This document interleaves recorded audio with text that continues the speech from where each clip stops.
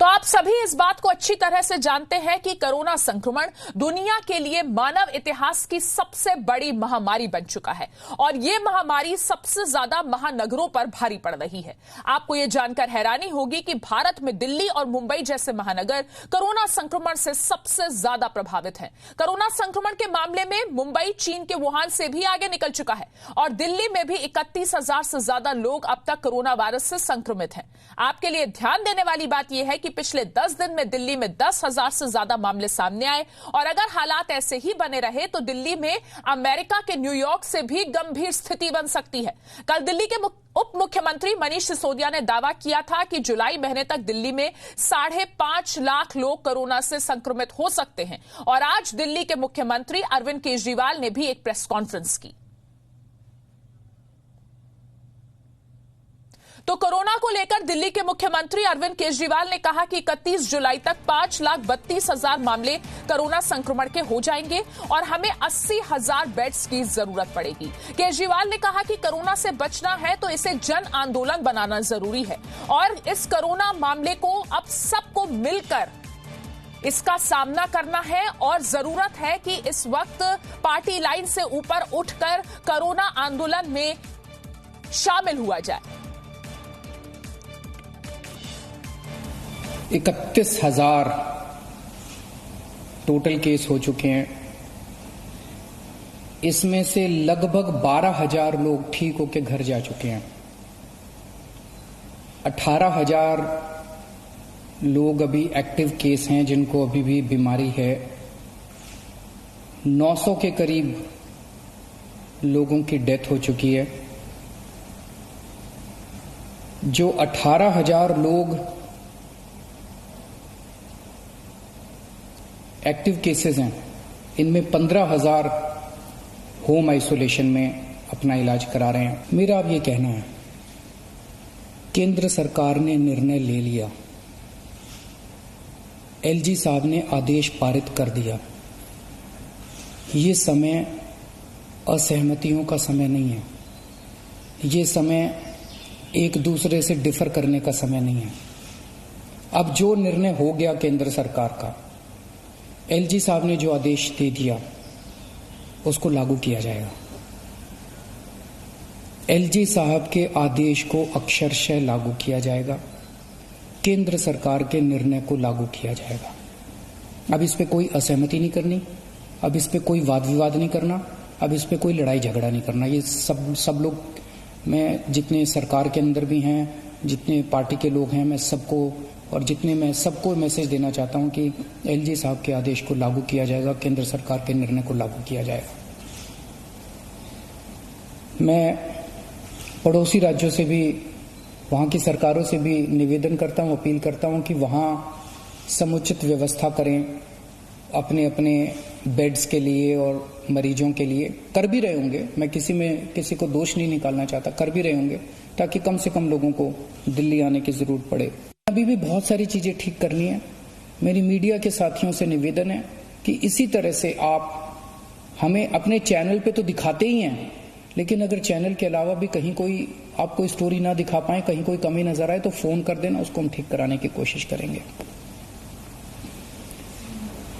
और सबसे जरूरी बात, ये समय आपस में लड़ने का नहीं है, ये समय राजनीति का नहीं है। मैं देखता हूं आपस में ये पार्टियां सारी लड़ रही हैं। बीजेपी वाले आम आदमी पार्टी से लड़ रहे हैं, आम आदमी पार्टी वाले कांग्रेस से लड़ रहे हैं, कांग्रेस वाले बीजेपी से लड़ रहे हैं, वो उससे लड़ रहा है, वो उससे लड़ रहा है। अगर हम सारे आपस में लड़ते रहे तो कोरोना जीत जाएगा। और जी मीडिया संवाददाता अश्विनी गुप्ता इस वक्त हमारे साथ जुड़ गए हैं। अश्विनी, दिल्ली के मुख्यमंत्री अरविंद केजरीवाल इसे एक जन आंदोलन बनाने की बात कह रहे हैं कोरोना के खिलाफ, लेकिन जो आंकड़े हैं वो चिंता में डालते हैं। 31 जुलाई तक 5,32,000 मामले हो सकते हैं। बिल्कुल, ये वाकई चिंता की बात है और अरविंद केजरीवाल कल जो मीटिंग हुई उसके बाद आज जनता के सामने आए हैं। उन्होंने एक और अहम बात ये कही कि दिल्ली में जो लोग हैं वो करीब 50% जो अस्पतालों में लोग हैं वो बाहर से आते हैं। अब उनका ये कहना है कि जो 15 जुलाई तक 80,000 बेड्स की जरूरत थी। अगर हम बाहर के लोगों को भी मिला लें, करीब 50% और मिला लें, तो ये जरूरत करीब 1.5 लाख हो जाएगी। और 1.5 लाख बेड्स की जरूरत कैसे दिल्ली सरकार पूरा करेगी, ये बहुत बड़ा सवाल है। हालांकि आज दिल्ली के स्वास्थ्य मंत्री सत्येंद्र जैन से भी हम लोगों ने सवाल किया इस बात को लेकर के कि जो आंकड़े, जो अनुमान खुद दिल्ली सरकार ने ये बताया है कि 31 जुलाई तक 5 लाख मामले हो जाएंगे और कितने बेड्स की जरूरत पड़ेगी, उसका इंतजाम आप लोग कहां से करोगे। तो उनका यह कहना है कि हम लोग फेज वाइज इसको लेकर के चल रहे हैं। जो तमाम स्टेडियम्स हैं, जो बैंक्वेट हॉल्स हैं और इसके अलावा होटल हैं, खाली पड़े हुए फ्लैट्स हैं, इन तमाम को धीरे धीरे एक्वायर करने की प्रक्रिया शुरू कर रहे हैं और कोशिश ये कर रहे हैं कि ज्यादा से ज्यादा जो जगह है वहां पर बेड्स लगाए जा सके। क्योंकि जिस तरह का अनुमान दिल्ली सरकार ने बताया है, उसको देखते हुए आने वाले समय में बहुत ज्यादा बेड्स की जरूरत पड़ेगी और अब बहुत ज्यादा समय रह भी नहीं गया है। और वो चीज खैर हम लोग देख भी रहे हैं लगातार, जिस तरह से दिल्ली में मामले बढ़ रहे हैं। पिछले 10 दिनों में 10,000 से ज्यादा मामले कहीं ना कहीं सामने आए पड़े हैं। रोजाना 1,000 से ज्यादा मामले सामने आ रहे हैं। अब इसी गति से अगर बढ़ता रहा तो दिल्ली में बहुत वक्त नहीं लगेगा जब मुंबई के आसपास पहुंच जाएगा या उससे भी आगे निकल जाएगा। क्योंकि जो मामले बढ़ने की स्पीड है दिल्ली में, वो बहुत ज्यादा तेजी से बढ़ रही है। और इसी गति से बढ़ता रहा तो दिल्ली के लिए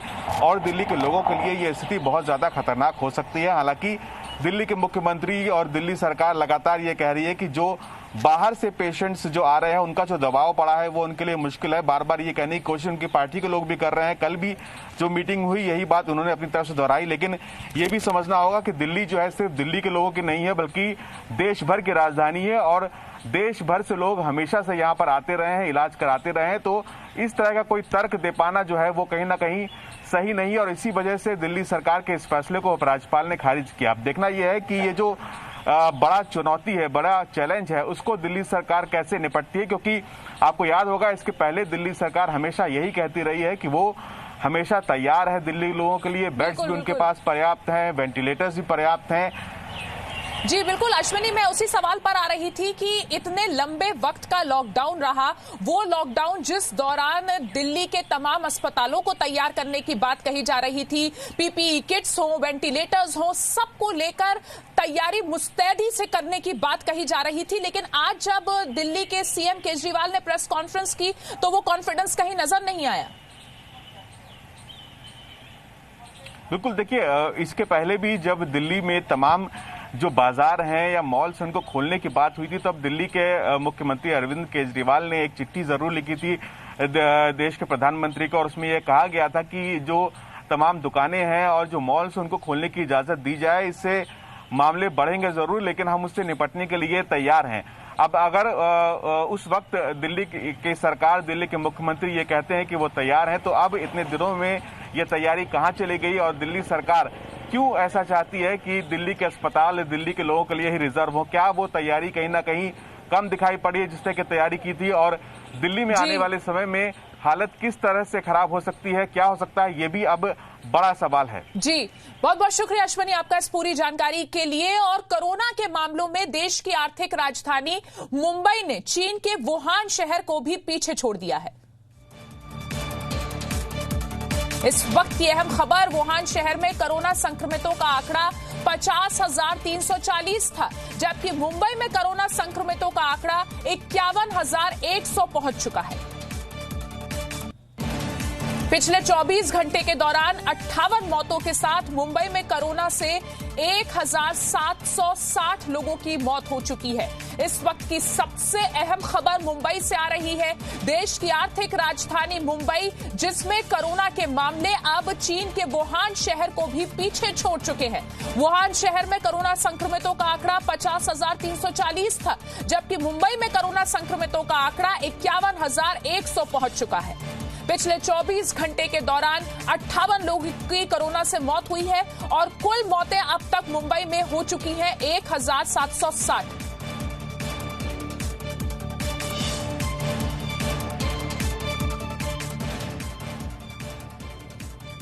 और बीजेपी नेता राम कदम ने मुंबई में कोरोना संक्रमण के बढ़ते मामलों को लेकर उद्धव सरकार पर हमला बोला है। क्या कहा है उन्होंने, आपको वो सुनाते हैं। मुंबई को शंघाई बनाने की जगह पर महाराष्ट्र की सरकार ने चाइना का वुहान बना दिया। पूरी तरह से सरकार की बदइंतजामी, कोताही और वे इसके प्रति गंभीर नहीं होना, इसके कारण मुंबई के यह हाल हो गए। पूरी तरह से मुंबई और महाराष्ट्र की जनता को महाराष्ट्र की सरकार ने भगवान भरोसे छोड़ दिया है। अस्पतालों में कहीं पर भी जगह नहीं, लाशों के बगल में पेशेंट्स का इलाज किया जा रहा है, रोड पर एम्बुलेंस नहीं है। 76 दिन बीतने के बाद भी एक पैसे की मदद महाराष्ट्र की सरकार ने अब तक जनता को नहीं की। और जी मीडिया संवाददाता राकेश त्रिवेदी इस वक्त हमारे साथ जुड़ गए हैं। राकेश, ये बहुत चिंता की खबर इस वक्त जो मुंबई से आ रही है कि कोरोना संक्रमण के मामले में मुंबई ने चीन के वुहान को पीछे छोड़ दिया है। बिल्कुल अदिति, देखिए चीन के वुहान शहर से ही कोरोना वायरस की सबसे पहले शुरुआत हुई थी और अब मुंबई जो शहर है इसने उसे भी पीछे छोड़ दिया है। जबकि मुंबई में इस वक्त जब मैं आपसे बात कर रहा हूं तब यहाँ पर लोकल ट्रेनें, सैलून, धार्मिक स्थल, मॉल्स, ये चीजें बंद है। अगर इनमें से मुंबई की लोकल की अगर सिर्फ बात करें तो रोजाना 17 लाख लोग जो है मुंबई की लोकल में सफर करते हैं। और ये जो आंकड़े हैं अदिति, ये सिर्फ मुंबई के हैं, जबकि इसके आसपास का जिसे हम MMR रीजन कहते हैं, जिसमें थाने, नवी मुंबई, कल्याण, डुम्बिवली, पनवेल, मीरा भाईंदर जैसे इलाके आते हैं, यहाँ से ही लोग जो है यहाँ पर मुंबई में काम करने आते हैं। जैसे कि लोग दिल्ली, गाजियाबाद या दिल्ली, नोएडा में जैसे सफर करते हैं, वैसे ही मुंबई से बाहर लोग आते हैं। अगर इनका आंकड़ा आप जोड़ दें तो ये तो और भी ज्यादा हो जाता है। ऐसे में कई सारे अलग अलग जो है वर्क फुटिंग लेवल पे BMC की तरफ से, एडमिनिस्ट्रेशन की तरफ से कोशिशें की जा रही हैं, लेकिन बावजूद इसके जो आंकड़े आए हैं इसने निश्चित तौर पर सबके लिए जो है चिंता बढ़ा दी है। सभी लोग जो है इनके होश उड़े हुए हैं। फिलहाल जो है अब आगे सरकार को जो है और ज्यादा कुछ कड़े कानून नियम जो है किस तरीके से करना होगा, ये देखने वाली बात होगी अदिति इसमें कि आखिर क्या स्ट्रेटेजी अपनाई जाती है। जी बहुत बहुत शुक्रिया राकेश आपका इस पूरी जानकारी के लिए। एक छोटा सा ब्रेक यहाँ लेते हैं, फौरन लौटेंगे, बने रहे। नया जी न्यूज ऐप अब बेहतर फीचर्स के साथ हिंदी अंग्रेजी के साथ साथ देश की अन्य भाषाओं में भी भारत और दुनिया की तमाम खबरों का अनूठा कलेक्शन। अपनी पसंद के मुताबिक सेट करें होम स्क्रीन पर अपने फेवरेट सेक्शन। साथ ही हमारे एडिटर्स द्वारा चुनी हुई दिन की बड़ी और खास खबरें। देखें जी न्यूज लाइव कभी भी कहीं भी। मनोरंजन और सूचना से भरपूर वीडियोस,